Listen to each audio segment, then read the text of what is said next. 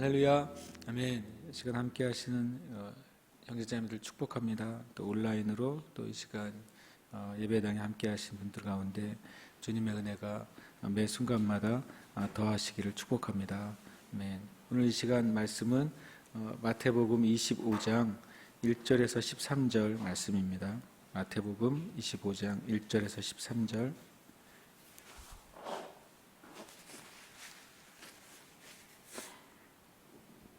함께 말씀 봉독하겠습니다. 그때 천국은 마치 등을 들고 신랑을 맞으러 나간 10 처녀와 같다 하리니 그 중에 5은 미련하고 5은 등을 미련한 자들은 등을 가지되 기름을 가지지 아니하고 슬기 있는 자들은 그릇에 기름을 담아 등과 함께 가져갔더니 신랑이 더디옴으로 다 졸며 잘세 밤중에 소리가 나되 보라 신랑이로다 맞으러 나오라 하매 이에 그 처녀들이 다 일어나 등을 준비할세 미련한 자들이 슬기 있는 자들에게 이르되 우리 등불이 꺼져가니 너희 기름을 좀 나눠 달라 하거늘 슬기 있는 자들이 대답하여 이르되 우리와 너희가 쓰기에 다 부족할까 하노니 차라리 파는 자들에게 가서 너희 쓸 것을 사라 하니 그들이 사러 간 사이에 신랑이 오므로 준비하였던 자들은 함께 혼인잔치에 들어가고 문은 닫힌지라. 그 후에 남은 처녀들이 와서 이르되 주여 주여 우리에게 열어주소서. 대답하여 이르되 진실로 너희에게 이르노니 내가 너희를 알지 못하노라 하였느니라. 그런즉 깨어 있으라. 너희는 그 날과 그때를 알지 못하느니라. 아멘. 할렐루야. 아멘. 이 10 처녀의 이야기, 슬기로운 5 처녀 또는 미련한 5 처녀 이렇게 말하는 10 처녀의 비유는 너무나도 또 유명한 비유의 말씀이죠. 근데 또 이 너무 유명하기 때문에 마치 마태, 마가, 누가, 요한복음에 다 있을 것 같은 비유예요.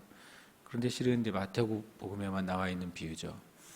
계속 이제 이 24장부터 시작돼서 마지막 때에 대한 그 징조와 마지막 때에 대한 하나님 예수님의 그 예언들이 이어지고 그리고 그것에 이어서 이제 그때라고 이제 말씀하고 있는 거죠. 그래서 이 그때는 이 마태가 굉장히 마태복음에서 정말 즐겨 사용하는 그 표현이더라고요. 왜냐하면 그때라는 표현이 헬라어로 토데라는 말인데 약간 불특정한 어떤 때, 그래서 그 앞뒤에 전후 사정을 살펴봐야 그때가 어느 때인지를 알 수 있는 때죠. 모든 그때가 다 마지막 날을 의미하는 것은 아니고요. 그 앞에 있는 그 말씀 전에 그 정황에 이어지는 때가 이제 그때예요. 물론 오늘 이 말씀에서 그때는 그 마지막 때를 의미합니다. 근데 마태복음에서 마태가 얼마나 이것을 잘 사용하냐면 신약 전체에 그때라는 단어가 160번이 나오거든요. 근데 마태복음에만 91번이 나와요. 그러니까 마태는 계속 그때 이 표현을 엄청나게 강조하고 있는 거죠. 그 말은 이제 마태복음에서 주님이 그 말씀하실 때 그 말씀이 주님 언제를 가르치는지 그리고 그때를 우리가 얼만큼 잘 기억하고 새겨들어야 하는지를 레위 마태로서는 굉장히 중요하게 여겼던 것 같아요. 그러니까 이 24장이 맞춰지고 이제 25장이 시작될 때 동일한 정황이죠. 이제 주님이 오실 때가 가까워오고 있고 또 더 급해지고 있고 그리고 주님 말씀하신 징조들이 더 많이 드러나는 때, 그리고 또 그러나 많은 사람들이 여전히 아직도 주님이 오시는 때에 대해서 관심을 가지지 않거나 아니면 또 주님이 다시 오신다고 말하는 그 말씀에 귀를 기울이지 않거나 여전히 이제 우리 육신의 일이나 또 우리의 일상의 일이나 세상의 일에 우리의 더 많은 관심과 에너지를 쏟고 있는 그런 때, 한 번 더 이제 더해서 이제 더 경고의 메시지가 이제 전해지고 있다고 우리가 볼 수가 있습니다. 그래서 이 비유, 이 10 처녀의 비유 다음에 아주 유명한 비유들이 이제 이어서 계속 나오죠.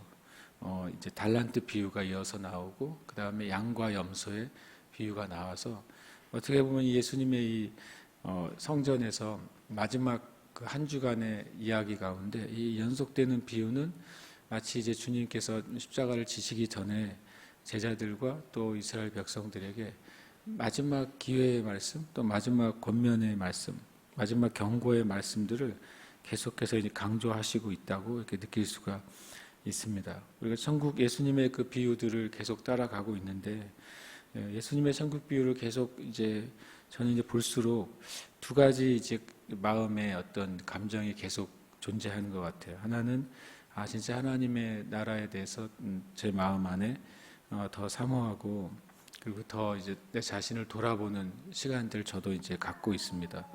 근데 한편으로는 또 천국 비유를 볼 때마다 이 비유 안에서 실은 주님 앞에 반응하는 이들도 있지만 또 비유에서 보면 또 많은 경우에 많은 사람들이 그 천국의 비유에 대해서 하나님 나라에 대해서 관심 갖고 있지 않는 모습을 또 보게 돼요. 그것을 보면 어떤 이 땅의 수많은 영혼들에 대한 그 안타까운 마음이 더 많이 생기고 오늘 말씀 같은 경우에는 10절의 말씀을 읽으면 너무 한 번 이 말씀 읽는데 되게 마음이 슬프더라고요. 그들이 살아간 사이에 그러니까 이 5명의 처녀가 미련한 처녀죠. 여기 말씀해 보면 미련한 처녀인데 주님이 오신다는 그 소리를 듣고서 급하게 이제 준비하는데 가장 중요한 게 없는 거잖아요. 중요한 게 없어서 그것을 나눠 쓸 수 있는 게 아니기 때문에 구하러 갑니다. 구하러 가는데 그다음 이렇게 말씀하죠. 준비하였던 자들은 함께라고 돼 이제 원래 언어에는 그와 함께 이렇게 돼 있어요. 그 신랑과 함께 혼인잔치에 들어가요. 그리고 문이 닫혀요. 그래서 이 장면이 저는 굉장히 한번 읽는데 너무 슬픈 거예요. 이 5명은 만약에 영화의 장면이라면 그런 굉장히 그 두 장면이 비교되는 어떤 이제 딱 비유가 나올 수 있잖아요. 이리저리 막 급하게 그 기름을 사러 막 허겁지겁 나가고 있는데 이 5명은 그 신랑과 함께 기쁘게 그 잔치에 들어가고 그리고 문이 딱 닫히는 장면이 나오는데 이제 10절에서 제가 한참 동안 그 10절을 이렇게 보고 있었어요. 굉장히 마음이 너무 슬퍼져가지고. 저거 실제로 슬픈 것 같아요. 그래서 이 예수님의 비유는 이제 제가 말씀을 묵상할 때마다 이 두 가지 감정, 하나님 나라에 대한 사모함이 더 생기고 또 굉장히 마음이 슬퍼져요.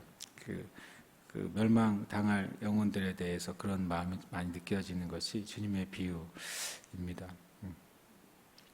정말 계속 이 말씀, 이 비유는 그 앞에 있는 비유하고 연결되면 이제 도적에 올 것이다. 그 도적에 오기 전에 깨어 있으라. 그리고 또 충성된 종, 또 불의한 종에 대한 얘기가 앞에 나오고요. 그것에 이어서 이제 열처녀 비유가 또 등장이 되는데 결국에는 재림을 준비하고 또 기대해야 하는 성도들의 그 태도가 무엇인지를 보여주는 비유가 됩니다. 이 열처녀 비유에서 중요한 단어는 아주 자연스럽게 등과 기름이죠.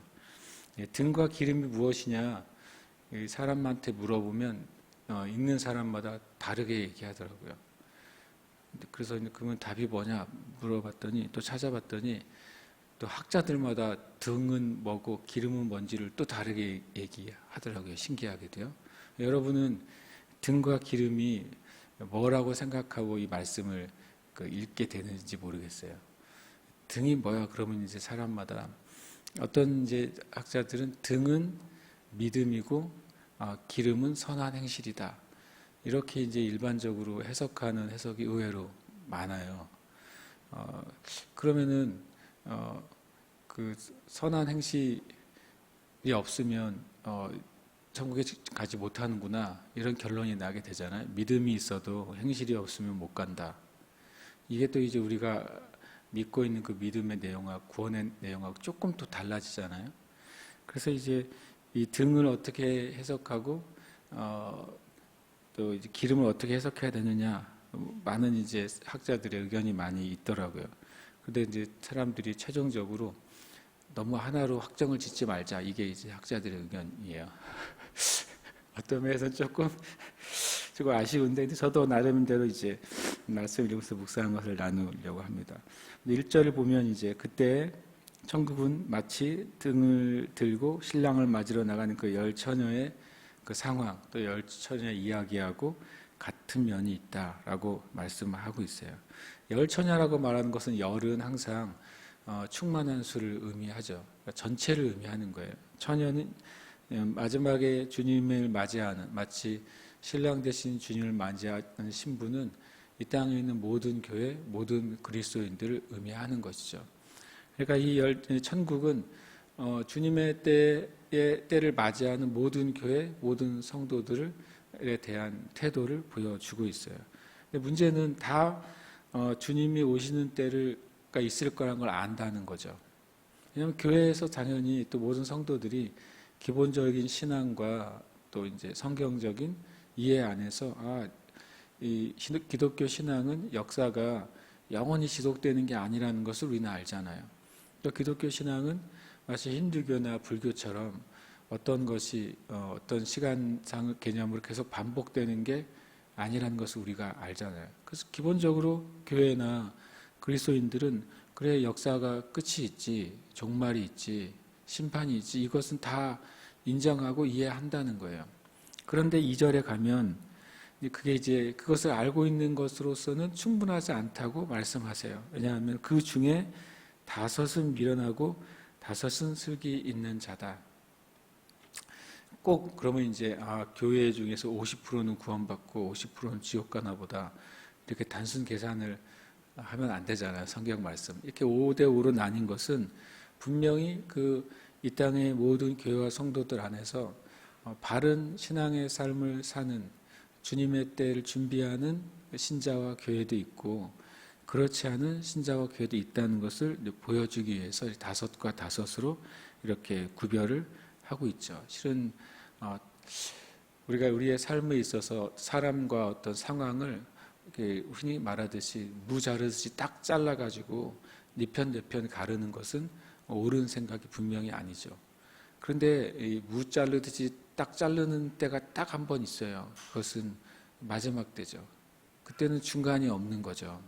정말로 이 편 아니면 저 편인 거예요. 천국 아니면 지옥, 심판 아니면 영생인 거죠. 그때가 있다는 사실을 믿는 자들 안에 그 명확한 그런 경계로 가지고 있어야 되는 것이죠. 그런데 3절과 4절은 이제 3, 4, 5절은 이 5명이 미련하고 5명이 슬기로워요. 근데 10명 다 신랑을 위해서 준비하고 있어요. 그런데 상황이 다른 거죠. 첫 번째 상황은 미련한 자들은 등은 있는데 기름은 없어요. 만약에 등이 믿음이고 기름이 선한 행실이라고 하는 아주 일반적인 그런 해석을 적용하면 우리는 구원을 뭘로 받아요? 믿음으로 받거든요. 예수 그리스도가 나를 위해 죽으시고 내 죄가 예수님의 보혈로 제사함 받고 예수님 믿을 때 내 영혼이 구원받는다는 그 명확하지만 단순한 진리, 그걸 내가 정말로 내 마음에 믿어지고 그것이 내게 확신이 되고 고백할 수 있을 때 우리는 구원받는다라고 성경에 말하거든요.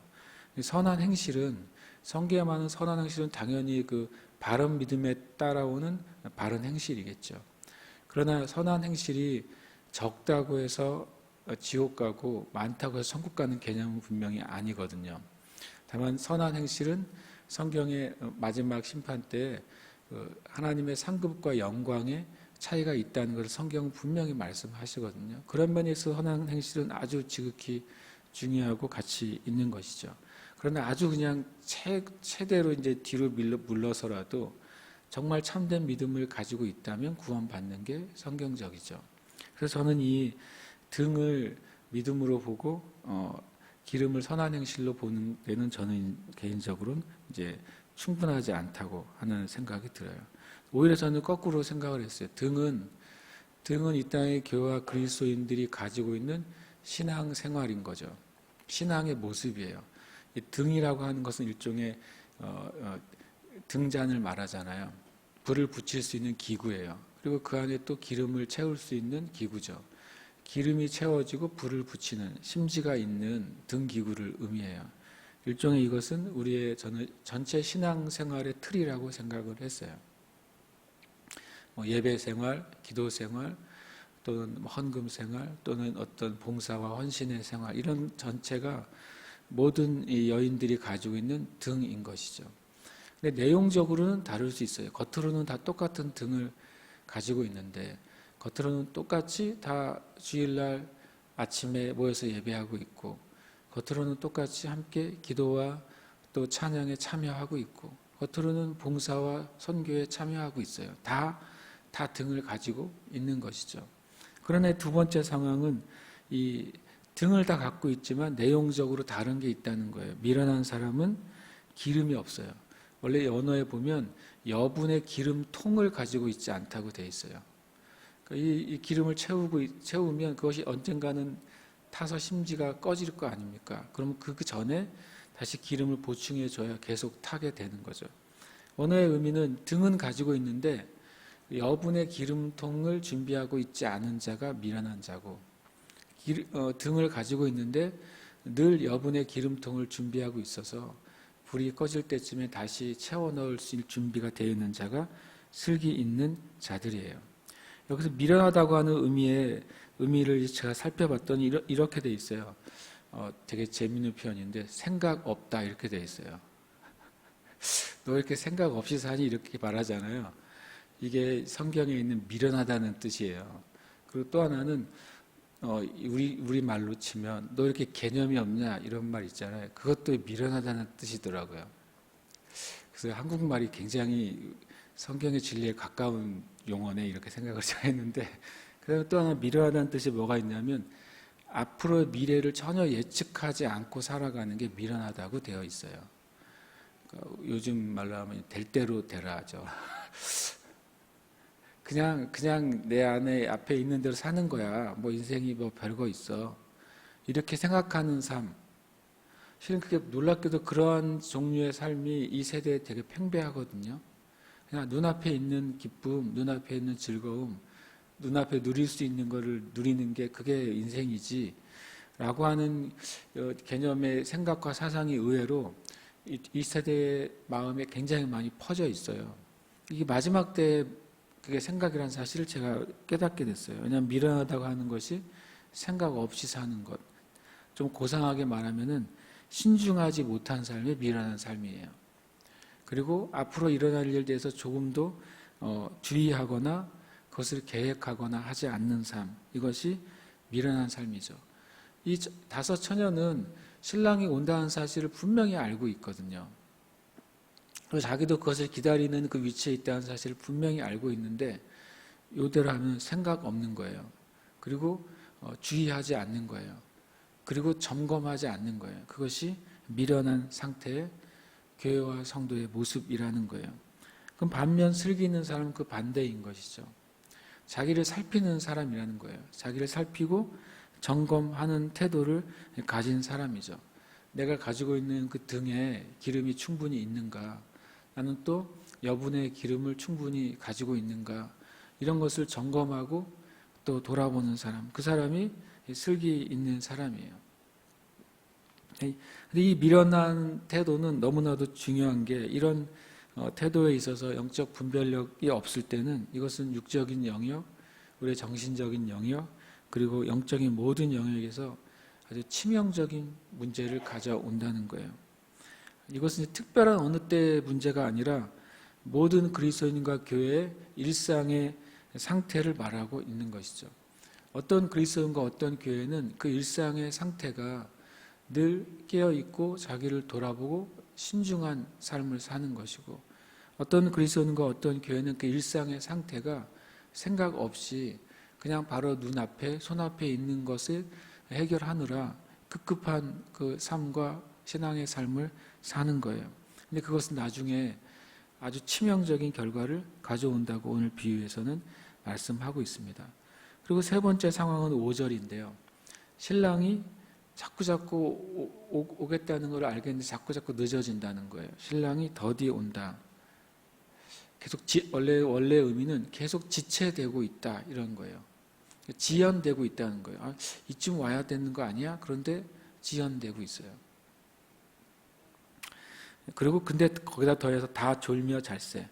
요 말 때문에 이제 사람들이 좀 의아해하는 거죠. 아니 슬기로운 처녀는 왜 졸아? 이렇게 슬기로운 처녀라면 깨어 있어야 되는 거 아니야? 이것은 뭐냐면 마지막 때에 그 영적인 그 인내와 또 피로의 시기가 있다는 거예요.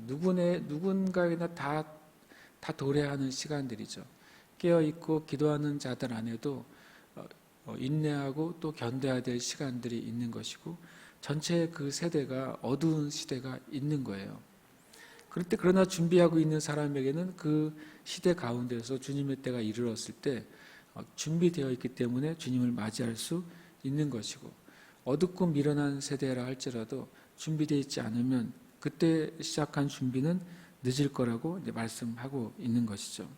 저는 그래서 조금 전에 나눈 것처럼 등은 전체적인 그리스도인의 신앙생활이라고 생각하고 기름은 성령의 충만함이라고 저는 생각했어요. 늘 성령의 충만함 가운데 있는 교회와 성도는 주님의 오실 때 준비되어 있는 것이죠. 그러나 표면적인 신앙생활은 다 갖고 있지만 실제적으로 성령의 충만함 가운데 있지 못한 교회와 성도는 준비되지 못한 거예요. 왜냐하면 성령의 충만함은 성경이 이렇게 말씀하고 있거든요. 우리가 성령으로 하지 아니하고서는 예수를 주라 시인할 수 없다. 그러니까 우리 안에 성령이 계시냐 안 계시냐는 실제적으로 믿음이 있다 없다의 내용과 같은 내용이에요. 내 안에 성령의 충만함은 내가 주님과 상관 있는 삶을 사느냐 상관없는 삶을 사느냐하고 굉장히 연결이 되어 있는 것이죠. 5절에 보면 그 신랑이 더디 와요. 어제 그 비유에서 재림의 때와 시를 하나님께서 알려주시지 않는 이유는 오히려 신자와 그 교회의 영적인 생활과 선교의 유익을 위한 거라고 말씀을 드렸잖아요. 신랑이 더디 오시는 이유는 뭘까요, 그러면? 제가 말씀을 보다가 되게 또 슬퍼졌는데 그 이유는 이미 준비하고 있는 5 처녀에게는 신랑이 언제 오든지 상관이 없잖아요. 오늘 와도 되고 내일 와도 되는 거예요. 슬기로운 5 처녀는 항상 준비하고 있으니까. 심지어는 졸고 있는 때라도 슬기로운 5 처녀는 준비되어 있잖아요. 그런데 주님이 왜 늦게 오실까? 슬기로운 5 처녀만을 위한 신랑이시라면 주님이 그냥 오시면 되거든요. 주님이 무엇을 아시죠? 미련한 5 처녀의 상태를 아시는 거예요.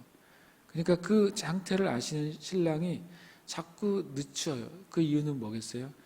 미련한 5 처녀에게 기회를 주시는 거예요. 슬기로운 5 처녀는 늘 기회가 준비가 되어 있어요. 주님의 마음이 뭐냐면 정말 하나님 아버지의 마음, 예수 그리스도의 마음은 한 영혼이라도 멸망받지 않고 구원받기를 원하시는 게 아버지 하나님의 진짜 마음이시거든요. 주님은 분명히 예레미야에서 보면 나는 예레미야 에스겔에 둘 다 나오죠. 나는 그 악한 자가 멸망받는 거 진짜 원하지 않는다. 죄인이 멸망받고 심판받는 거 원하지 않는다. 주님이 여러 번 반복해서 말씀하시거든요. 디모데서에 보면 하나님은 모든 사람이 구원을 받고 진리에 이르기를 정말로 원하신다. 주님이 그것이 립서비스로 하시는 말씀이 진짜 아니시고 진짜 주님은 모든 사람이 구원받기를 정말 원하시는 거고 예수님은 모든 사람이 구원받기 위해서 물과 피를 쏟으시고 십자가에서 죽으신 거예요. 그래서 주님이 왜 이 때를 자꾸 미루시느냐. 저는 이제 말씀을 보다가 이 미련한 자들이 한 사람이라도 돌이키고 주님의 때에 준비되기를 원하시는 마음이 있구나라고 제가 묵상을 하게 됐어요. 우리가 그 기회의 시간이 그러나 영원하지 않다는 것을 알아야 돼요. 주님은 모든 사람이 구원받기를 원하시고 미련한 5 처녀로 불려지는 그들이 그러한 교회가 그러한 성도들이 준비되기를 정말로 원하시지만 그 기회의 시간은 영원하지 않은 것이죠.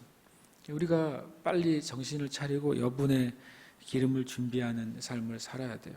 여분의 기름을 준비하는 삶은 마치 넘치는 신앙생활, 넉넉한 신앙생활을 해야 되는 것이죠.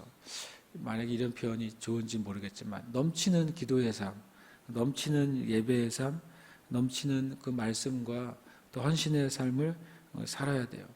우리의 기준으로 내가 넘치도록 아무리 한다고 할지라도 실은 예수님께서 우리에게 주신 그 넘치는 사랑을 초과할 수는 없잖아요. 내가 모든 시간, 모든 힘, 모든 에너지, 나의 모든 것을 다 가져서 주님을 섬겨서 나는 완전히 내 모든 것을 초과해서 주님을 섬깁니다 라고 말할지라도 주님이 우리에게 주시는 그 은혜를 넘어설 수는 없습니다. 누가복음 6장 38절에 보면 주라 그리하면 너희에게 줄 것이니 곧 후히 되어 누르고 흔들어 넘치도록 하여 너희에게 안겨주리라. 주님이 우리에게 주시는 것은 바로 후히 되고 누르고 넘치도록 주시는 분이시기 때문에 우리가 하나님 앞에 드리는 그 모든 신앙의 영역에서 정말 이렇게 넘치도록 내가 주님 앞에 나아가고 있는가, 아니면 내가 적당히 할 만큼만 주님 앞에 나아가고 있는가, 그것을 좀 제 마음에 좀 묵상하고 점검하게 됐어요. 우리가 일상의 삶에서도 만약에 중요한 전화를 내가 기다리고 있는 사람이라면 지혜로운 사람이라면 뭐를 점검해야 되겠습니까? 내 휴대폰이 켜져 있는지, 또 하나 중요한 게 내 휴대폰의 배터리가 충분히 그 전화를 기다릴 만큼으로 배터리가 이렇게 충전이 되는지를 당연히 살펴볼 거 아니에요. 내가 휴대폰을 켜지 않아서, 내가 배터리를 충전하지 않아서 그 중요한 전화를 못 받게 되면 그것에 대한 책임은 누가 있는 거예요? 나죠. 내가 휴대폰을 끄고 있었고, 내가 그 휴대폰 배터리가 충전되어 있는 줄 모르고서 그냥 멍하니 정말 아까 말한 것처럼 생각 없이 미련하게 기다리고 있는 것입니다. 계속 기다리고 있지만 안 울려요. 나중에 보니까 휴대폰이 꺼져 있어요. 나중에 보니까 켜놨는데 배터리가 없어서 자동으로 꺼졌어요. 그 책임은 온전히 우리 것이잖아요. 우리가 주님 앞에 그 기름을 준비하는 삶 살지 않으면 그런 정말 두려운 결과를 보게 되는 것이죠. 6절에 보면 밤중에 신랑이 오십니다. 예수님의 모든 비유에 보면 천국에 관계된 것들이 이 밤중에 다 자고 있을 때, 그리고 예상하지 못할 때 그렇게 오신다고 성경은 분명히 말씀하고 있습니다. 왜 밤중에 올까요? 밤중이어야 뭐가 구별이 되냐면, 밤중이어야 누가 준비된 빛을 가지고 있는지 구별이 되는 거예요. 다 등을 들고 있어요. 또 안에 다 불을 켜고 있어요. 낮에 그렇게 있으면 누가 충분한 그 불빛이 나는지를 낮에는 구별이 안 돼요. 그러나 밤이 되어야 누가 등에 기름을 채우고 그리고 밤새도록 불을 밝힐 수 있는지 없는지 밤이 돼야만 증명이 되는 거예요.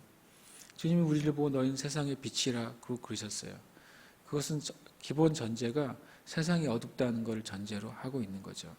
우리가 빛이 빛다워지려면 세상이 어두워져야 돼요. 참 아이러니하게도.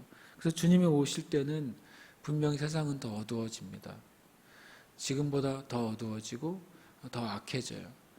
그럴수록 오히려 이 땅에 참된 교회와 참된 그리스도인의 빛은 더 놀랍게 비춰지게 되고, 온 세상이 깜깜해지고 어두워져서 서로가 서로를 분간할 수 없을 때 사람들이 빛을 찾기 시작할 거예요. 그래서 어떤 진정한 교회, 진정한 그리스도인 안에서 빛이 비춰질 때 온 세상의 사람들이 정말 더듬더듬 하면서라도 빛을 찾아오는 것이죠. 이사야 60장 말씀이 그렇게 말하고 있는 거예요. 온 세상이 캄캄하고 또 캄캄함이 사람들의 눈을 가리게 됐을 때, 그러나 어느 곳엔가 주님의 영광이 임한 곳을 향해서 사방에서 그 빛으로 나오게 될 것이다 라고 주님이 말씀하세요. 저 여러분이 정말 세상이 어두워지더라도 우리는 계속 성령으로 충만케 돼서 불을 켜고 있는 자들이 돼야 돼요. 신랑을 위해서도 불을 켜고 있지만 또 어두운 가운데 있는 자들이 깨닫고 돌아올 수 있도록 또 우리가 불을 켜고 있어야 되는 것이죠. 또 8절에 보면 이제 미련한 자들이 슬기는 자들에게 등불이 꺼져가니까 기름을 좀 나눠달라, 이런 표현을 써요. 어느 해석에 보니까 이 8절의 표현이 명령형으로 돼 있다 그러더라고요.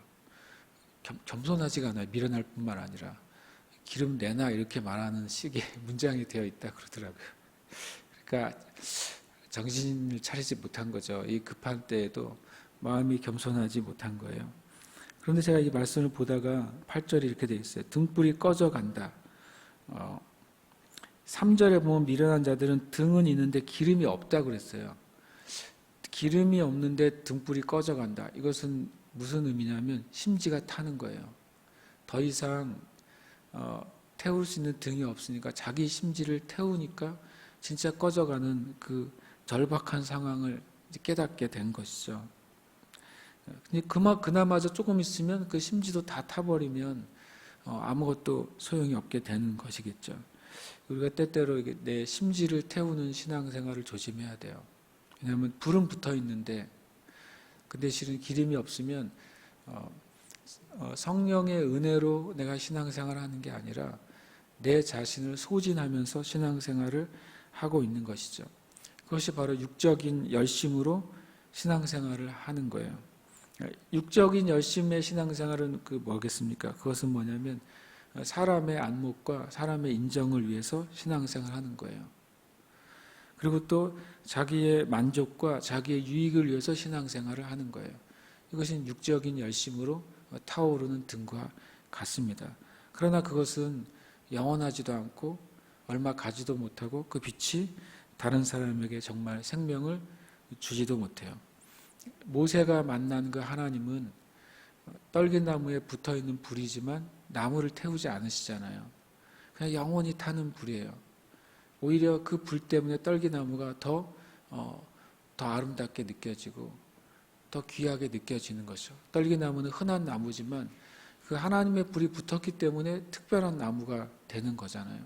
우리가 그런 삶을 살아야 돼요. 내 심지를 태우고 내 노력을 태우고 내 육신의 삶을 태워서 마치 정말 더 열심히 있는 신앙생활을 하는 것 같지만 그러나 우리가 성령의 인도하심과 또 영의 말씀에 순종하는 삶을 살 때에만 기름으로 타는 삶을 사는 것입니다. 이 미련한 자들은 여러 가지 착각을 하게 되는데요.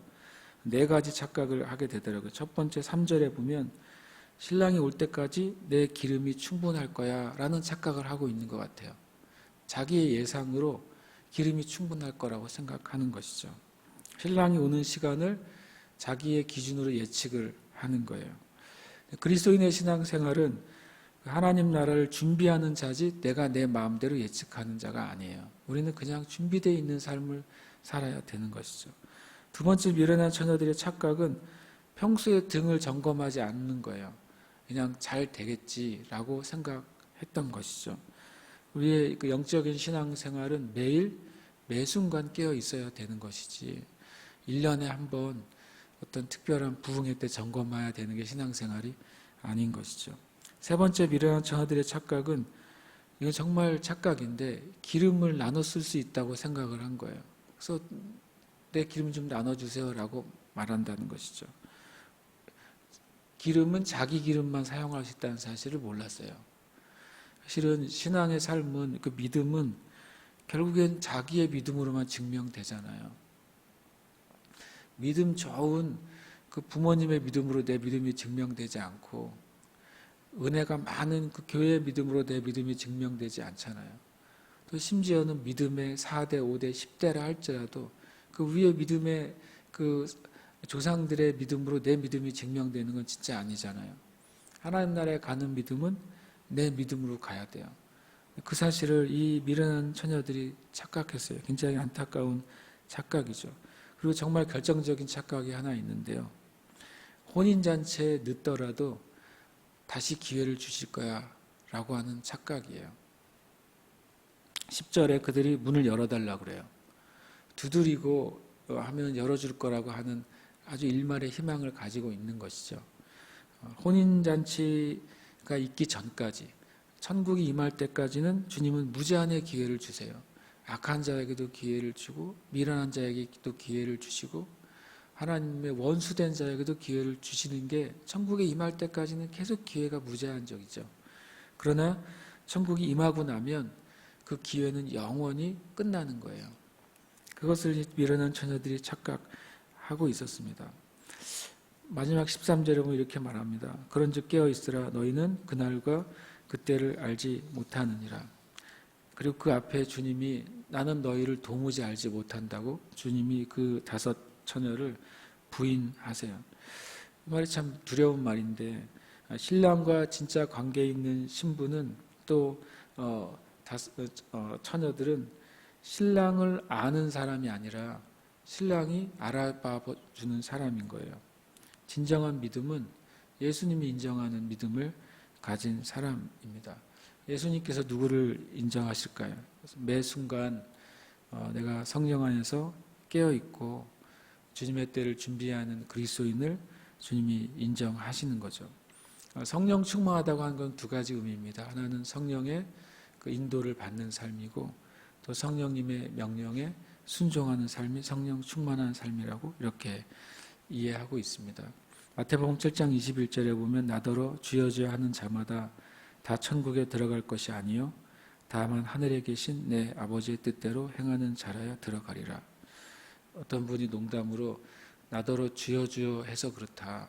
주여 3창을 해야 되는데 2창만 해서 부족했다. 이렇게 농담으로 그러시는데 주여 주여가 2창이나 3창이나가 아니라 하나님 말씀대로 행하는 삶, 고백과 신앙이 같은 삶이죠. 내가 고백하는 주님과 또 내가 살아갈 때 의지하고 순종하는 그 주님이 같을 때 우리의 신앙이 주님 앞에 인정되는 신앙이 될 것입니다.